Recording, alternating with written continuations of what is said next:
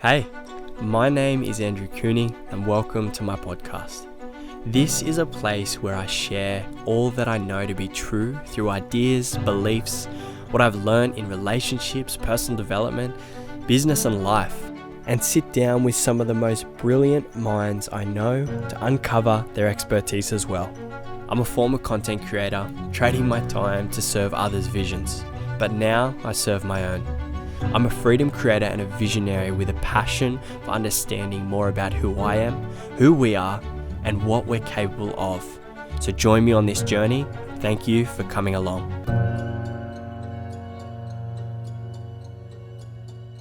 When I was preparing this episode, I found an article on the definitions of love. Here are a few of the ones I found. The most spectacular, indescribable, deep, euphoric feeling for someone. The act of caring and giving to someone else. Love is giving someone the power to destroy you and trusting them not to. An inexplainable yet incredibly strong feeling for someone. Love. We think about it, sing about it, dream about it, lose sleep worrying about it. When we don't have it, we search for it. When we discover it, we don't know what to do with it. And when we have it, we fear losing it. Love means risking your life to save theirs. Love is giving them the last piece of cake, no matter how much you want it. Love is giving your whole self and never holding back.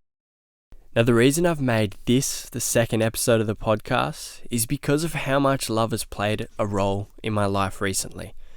Of course, it's always around, but my entire view of what love is recently changed. And so when I was looking through these definitions, I couldn't help but find a common theme that goes completely against my new ideas and views on love. What's the theme? Every definition here explains that love is a feeling towards someone, projecting to others, giving power to others, feeling strongly toward others. Nowhere did I find a definition of love that included the self. And so this is where I ask the question. How can we ever love others when we don't fully love ourselves? Here's one thing I know to be true. It's so common in today's world to be materialistic. I've been materialistic for almost my entire life. I've spent so much money to live in great places, travel in style, buy more equipment and things because I thought I needed them. These things would surely bring me a level of contentment, of happiness, of success. The way we are marketed to makes us feel like we're lacking without these things, and no wonder the cycle never seems to end. I've wasted time and money in attaining these new things, only to realize that happiness doesn't work that way. If happiness is felt inside, what made me think I would feel it from starting on the outside? It was a tough lesson, but slowly I'm learning to stop, listen, feel, and find the happiness in the most simplest of moments. Now, like success and happiness, finding love can create the exact same path. Finding love from the outside first, when the inside is not fulfilled, may work in the beginning because you're infatuated with this person. Everything they do is amazing. You have great chemistry, great sex, great conversations, but then the things that you hadn't come to grips with in yourself begin to surface. They didn't appear first because you hid them.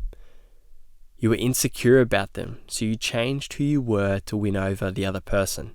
You created a different version of you to suit their needs. And how ironic that they probably did the same thing. You both represented a false illusion, and something had to give.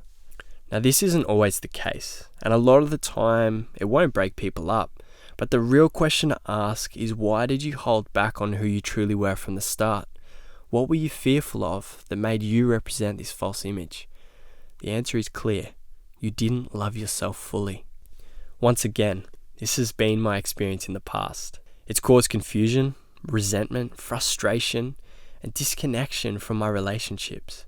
I wasn't owning the person that I was. I wasn't looking at myself the way that I would look at someone I loved.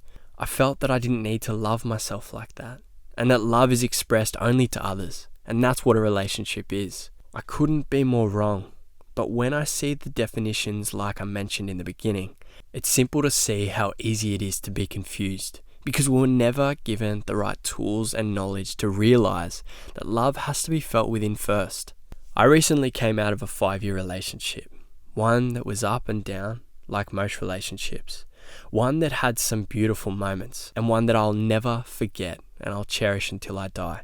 But the relationship had to end because I wasn't showing up. I wasn't the person that I used to be in the relationship.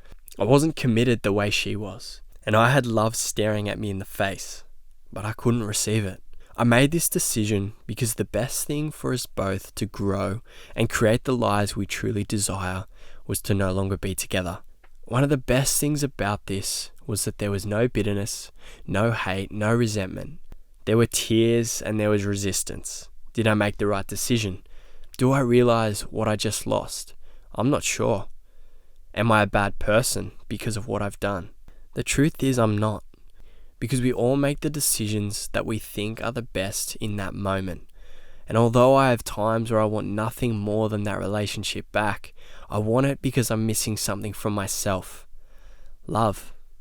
In moments of self-love, we don't need anyone or anything to feel content, to feel connected, to feel happy and fulfilled. Jealousy doesn't exist. Resentment doesn't exist.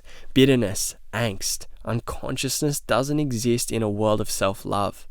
We can be alone and be so happy, or we can come together for someone, share an incredible connection, be together and enjoy what they have to offer. And if that connection is to end, we don't fall into a pit of sadness and suffering, because this can only be caused when we are in lack, when we don't see the lessons for what they are, and when we create a story in our heads that tell us we'll never have that again, that we are not good enough, and that we don't deserve better, or that life is cruel to us. Love creates one hell of a roller coaster, and there are so many things to learn from this precious thing that we've been given. It's not easy, and there's always more to uncover and discover, but for me, it's time to point the eyes inside and find the little boy that I can love, cherish, and nurture forever. Until I can do this wholeheartedly, I know that whatever love I find externally, I won't be able to give 100% effort to. I won't be able to be present and show up the way I truly want. And that's not the life I want to lead. I hope you've enjoyed this episode. If you have any questions or you simply want to reach out, please shoot me a message on Instagram at Andrew Cooney. And if you took something away here, I'd love if you could leave a review, as it helps me so much. Until next time, my name is Andrew Cooney. Have a beautiful day.